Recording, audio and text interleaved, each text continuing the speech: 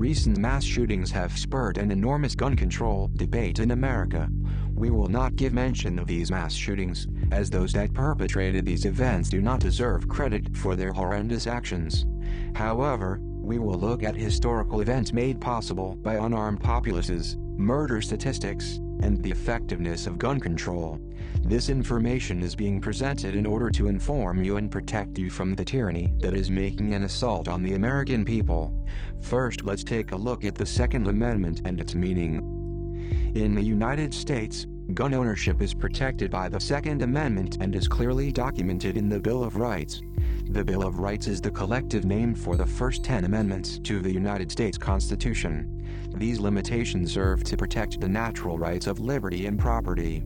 They guarantee a number of personal freedoms, limit the government's power in judicial and other proceedings, and reserve some powers to the states and the public. The Second Amendment states, "A well-regulated militia, being necessary to the security of a free state, the right of the people to keep and bear arms, shall not be infringed." In modern English, the amendment would read, "A well-regulated militia and the right of the people to keep and bear arms, being necessary to the security of a free state, shall not be infringed." When dissecting a sentence, grammar tells us each sentence contains a subject and predicate. In the Second Amendment, "A well-regulated militia" and "the right of the people to keep and bear arms" are clearly the subject, while the predicate is simply, "being necessary to the security of a free state, shall not be infringed." Therefore, it is accurate to say that "a well-regulated militia" and "the right of the people to keep and bear arms" are interchangeable. Observing the context of such a statement, we must regard the insecurity the writers of the amendment felt about governmental institutions. The author clearly envisioned the likelihood of another tyrannical regime in the United States. Therefore, it is vital for the people to have a well-regulated militia and armed populace. It is simple to understand why it is more dangerous for an unarmed populace than an armed populace. It is true, governments operated by individuals such as Hitler and Stalin prohibited the people to carry firearms. Prohibiting the ownership of firearms allowed them to eliminate the civil liberties of the people because they were rendered defenseless. Let's look at some examples in history of why the people of the United States must not overlook the Second Amendment. The following statistics of democide are a result of a study by Rudolf Rummel, Ph.D. in political science. What is democide? Democide is the murder of any person or people by a government, including genocide, politicide and mass murder. Democide is not necessarily the elimination of entire cultural groups but rather groups within the country that the government feels need to be eradicated for political reasons and due to claimed future threats. One could easily associate this with the current stance the United States government has taken against America's gun owners. Democide around the globe. Japan. From the invasion of China in 1937 to the end of World War II, the Japanese military regime murdered near 3 million to over 10 million people, most probably almost 6 million Chinese, Indonesians, Koreans, Filipinos, and Indochinese, among others, including Western prisoners of war. Cambodia. Out of the 1970 population of 7,100,000, Cambodia probably lost slightly less than 4 million people to war, rebellion, man-made famine, genocide, politicide, and mass murder. The vast majority, almost 3,300,000 men, women, and children, including 35,000 foreigners, were murdered within the years 1970 to 1980 by successive governments and guerrilla groups.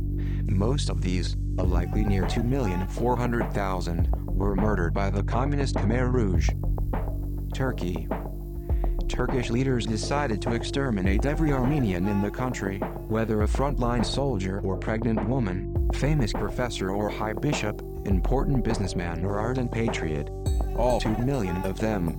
Democide had preceded the Young Turks' rule, and with their collapse at the end of World War I, the successor nationalist government carried out its own democide against the Greeks and remaining or returning Armenians. From 1900 to 1923, various Turkish regimes killed from 3,500,000 to over 4,300,000 Armenians, Greeks, Nestorians, and other Christians. Vietnam. Close to 3,800,000 Vietnamese lost their lives from political violence, or near 1 out of every 10 men, women, and children. Of these, about 1,250,000, or near a third of those killed, were murdered. Poland. As the Red Army pounded the Wehrmacht back toward Germany's eastern territories in October 1944, some 4 million to 5 million Germans fled or were forced by the Nazis to evacuate.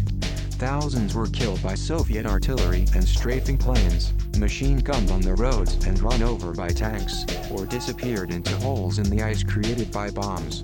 Thousands more that tried to escape were killed when ships were sunk by planes or submarines. Tens of thousands more died from exposure and sickness. Overall, possibly 1 million German civilians perished during this evacuation. Pakistan. In 1971, the self-appointed president of Pakistan and commander-in-chief of the army, General Aga Muhammad Yahya Khan, and his top generals prepared a careful and systematic military, economic, and political operation in East Pakistan, now Bangladesh. They planned to murder its Bengali intellectual, cultural, and political elite.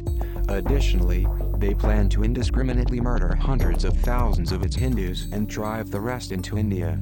And they planned to destroy its economic base to ensure that it would be subordinate to West Pakistan for at least a generation to come. This despicable and cutthroat plan was outright genocide. After a well-organized military buildup in East Pakistan, the military launched its campaign.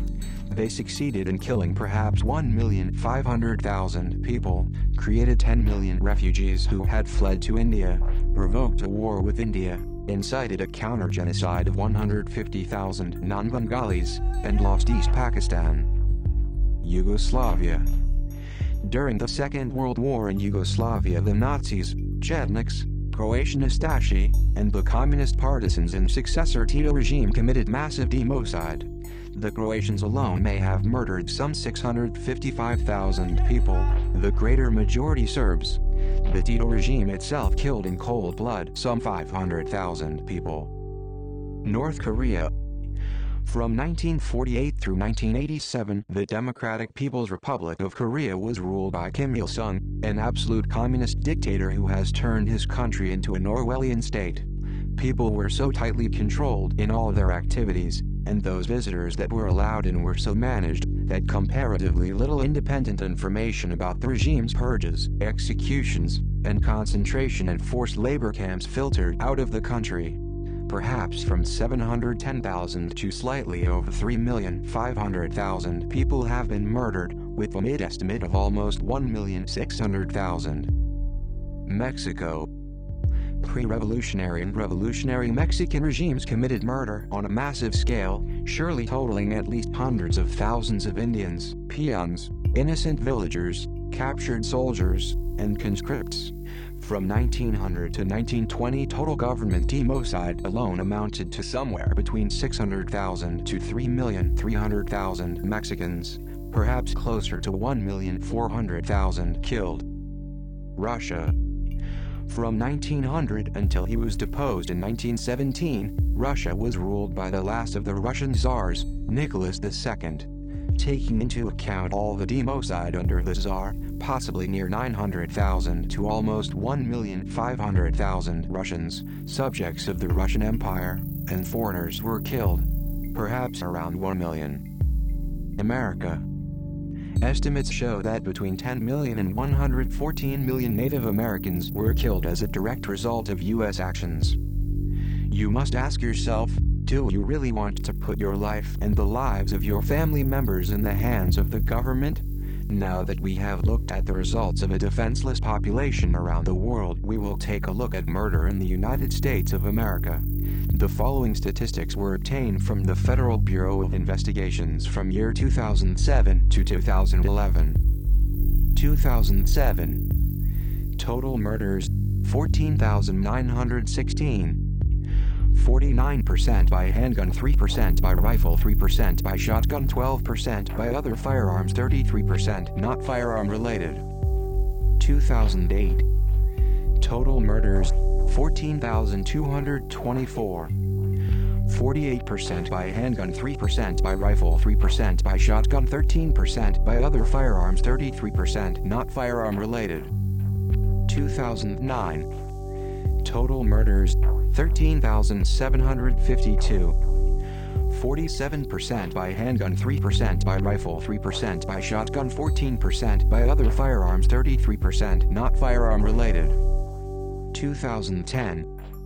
Total murders, 13,164. 46% by handgun, 3% by rifle, 3% by shotgun, 15% by other firearms, 33% not firearm related.